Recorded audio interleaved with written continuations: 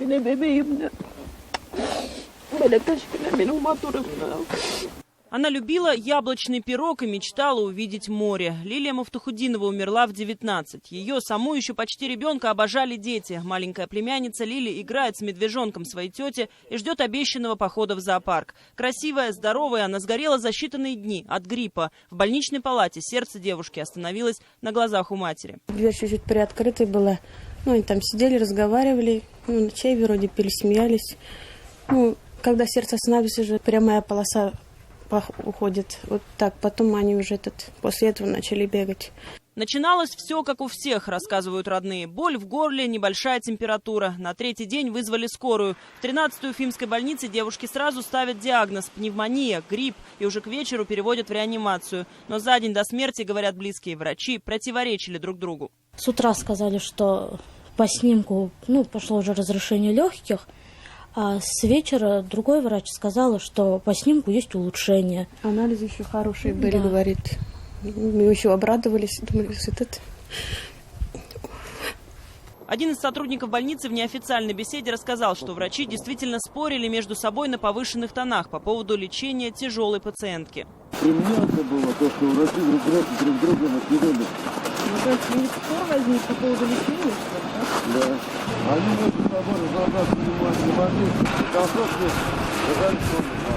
По результатам вскрытия тела в больнице должны собрать врачебную комиссию. Пока же официальная версия такова: медицина оказалась бессильна. Современная медицина не гарантирует излечение острых инфекционных заболеваний. Это правда, потому что есть понятие высокой бактериальной резистентности, чувствительности и так далее. Мои соболезнования родственникам, но, к сожалению, случаются такие истории. По совпадению, почти в то же самое время в 13-й больнице случилась еще одна смертельная история, обстоятельства которой шокируют.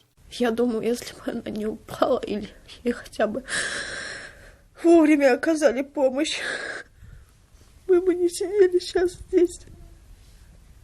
Все свое время Ляля Толстикова посвящала любимому внуку Давиду. С ним же вместе и заболела ОРВИ. Когда состояние пенсионерки ухудшилось, обратились в стационар. Тогда никто и представить не мог, что банальная простуда обернется трагедией. В коридоре медучреждения женщина села на сломанный стул, упала и разбила голову. Она пошла слабая искать столовую. Ее пошатнуло в ее состоянии. Она присела на стул, он был сломанный. Она разбила голову. У мамы вся подушка была в крови. У нее такой порез был.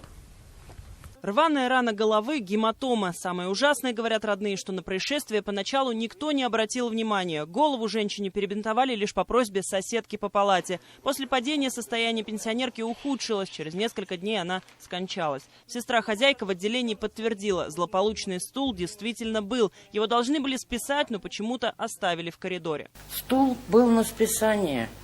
Стоял вон там около железной двери. Она вышла, пошла по стеночке. И ей плохо стало. Она села на стульчик и потом упала. А зачем тогда стул на списание поставили в коридоре? Я не могла его выбросить, потому что документов со списания не было еще. Что именно стало причиной смерти, близкие не могут понять до сих пор. Говорят, все это время врачи перебирали разные диагнозы: грипп, инсульт, менингит и даже язва желудка. Руководство больницы при этом уверяет, что падение со стула и травма головы не повлияли на летальный исход. Там были абсолютно поверхностные травмы головы, кожи, которая никаким образом не повлияла на исход заболевания. У нее развивалось патологическое состояние, которое носит достаточно быструю молниеносную форму, и, к сожалению, прогнозировать его было очень сложно. Летальные случаи – один из показателей, по которым Минздрав ежегодно составляет рейтинг всех медучреждений республики. В числе критериев оценки также расхождение диагнозов, осложнение заболеваний, доступность записи к врачу и ряд других. Так, например, в красной зоне фигурирует как раз 13-я больница за сравнительно высокую смертность. А самые плохие показатели в этом списке у больницы Иглинского района. Согласно таблице, здесь диагнозы расходились в 100% летальных случаев. То есть всех пациентов лечили не от того, от чего они умерли. Руководство больницы парирует, мол, это статистическая неточность.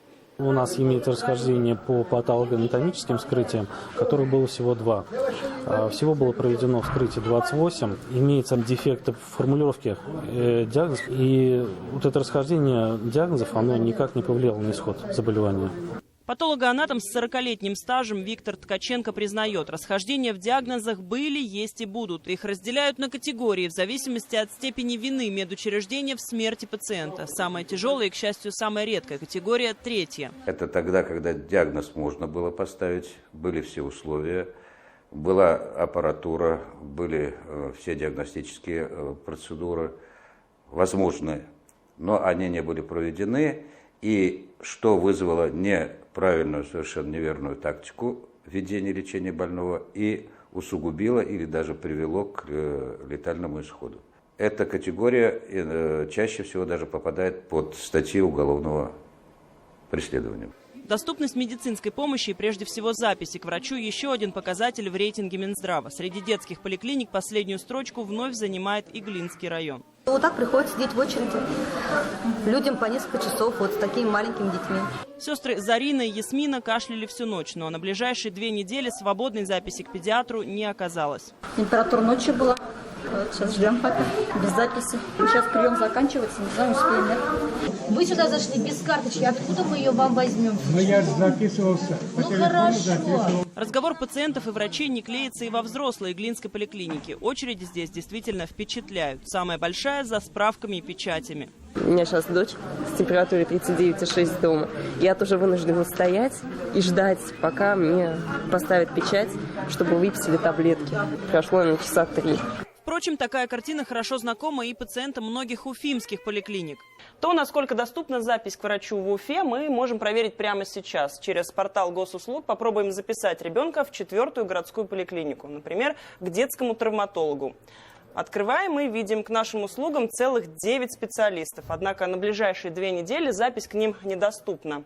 Вот все поля отмечены красным, это значит, время занято. Та же история с детским стоматологом. 5 специалистов, и ни к одному записаться нельзя. По этим данным складывается впечатление, что кабинеты стоматологов осаждают толпы маленьких пациентов с больными зубами. Прямо-таки стоматологическая эпидемия. А у логопеда, например, и вовсе написано «принимает в порядке живой очереди». Ну, это, по крайней мере, честно. Непонятно только, для чего существует электронная запись, если по факту она не работает.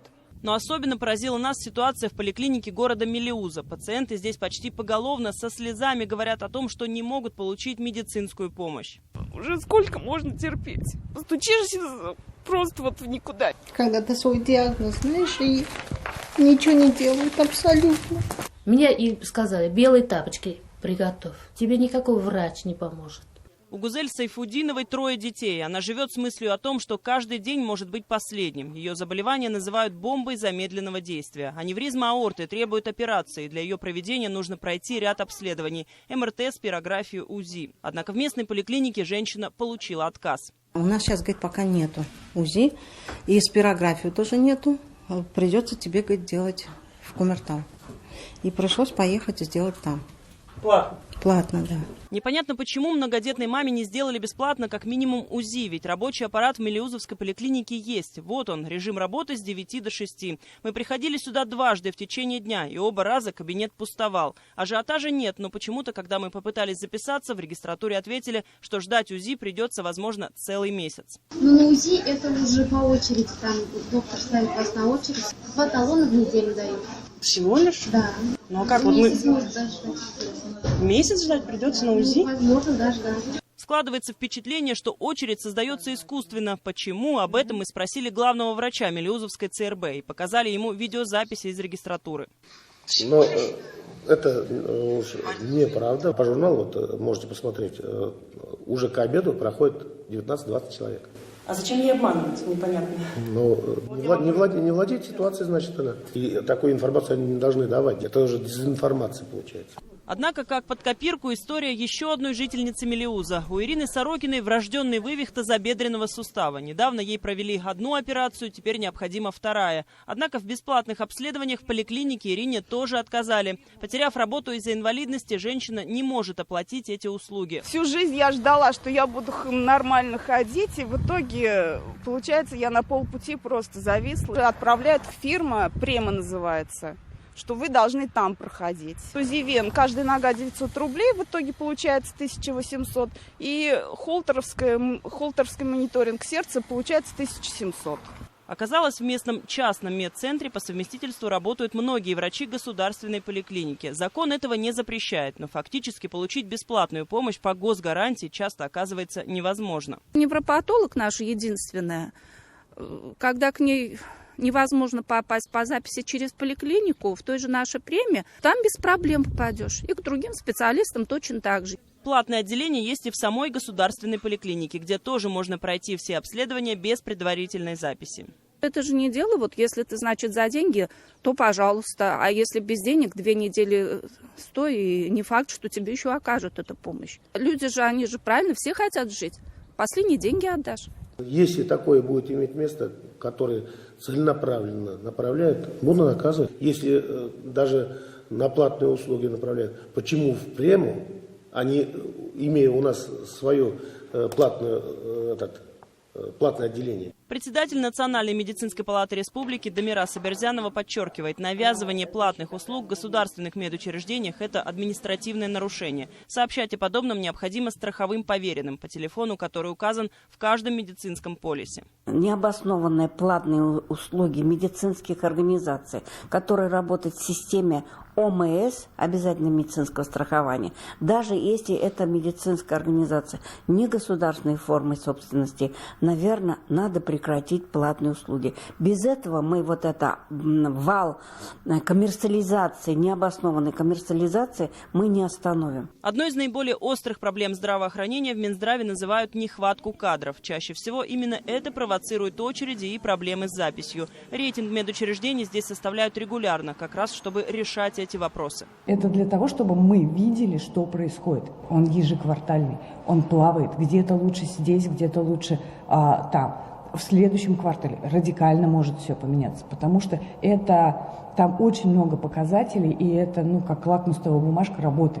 О доступности медицинской помощи говорили на последнем здравчасе с ВРИО главы республики. Радий Хабиров вновь подчеркнул необходимость решать проблему дефицита кадров, особенно в районах. Врачи – это же не грибы, это грибы там после дождя вырастают. А врачи, которые появляются на рабочих местах, это кропотливый, постоянный, очень ответственный труд. Есть врачи на рынке, врачи есть, значит их надо каким-то образом затаскивать.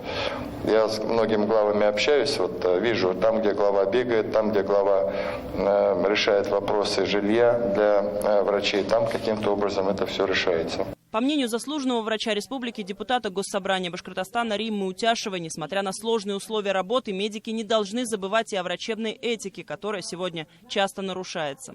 Или из-за нежелания, или в таких случаях, иногда говорю, или они слишком непуганные, мои коллеги. Население требует от нас, медиков, квалифицированной помощи, внимательной помощи.